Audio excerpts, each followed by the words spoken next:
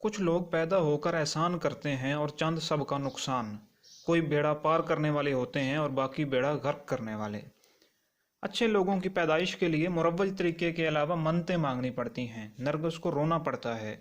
वो एक माली ने क्या खूब कहा था कि हजारों साल नरगिस अपनी बेनूरी पर रोती है, बड़ी मुश्किल से होता है चमन में दीदावर पैदा। लेकिन अगर नरगिस ड्रामे और दीदार रक्स करती रहे तो फिर एक दूसरा विसाल जन्म लेती है।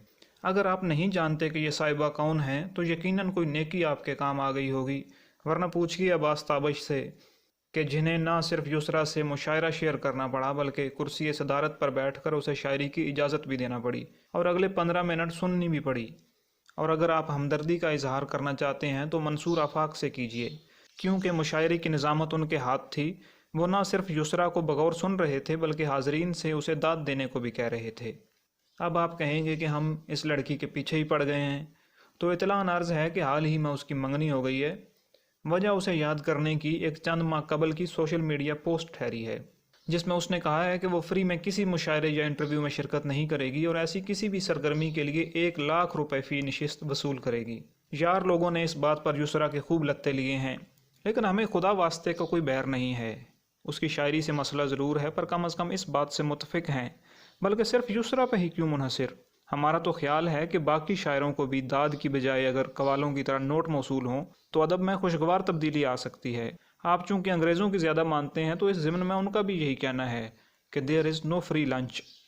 रहा हमारे यहाँ के मुशायरों का किस्सा, तो वो अंदरून और बैरून मुल्क की 2 हिस्सों में तकसीम है। मुल्क के अंदर तो महज चंद तंजीमें ही हैं जो ये दर्द सर मोल लेती हैं।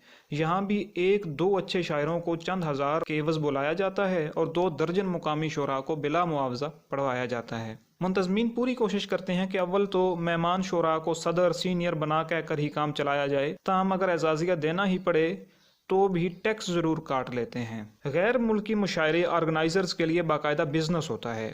4 दिनों में 12 शहरों के 18 मकामात पर जाकर परफॉर्म करना होता है। फ़ी फ़नकार मुआवजा तय होता है। शायरों को कुछ आमदन रुपए की नाकदरी और गैर मुल्की करेंसी के फ़र्क के बायस हो जाती है और चंद तोहफ़े अलग से मिल जाते हैं बस।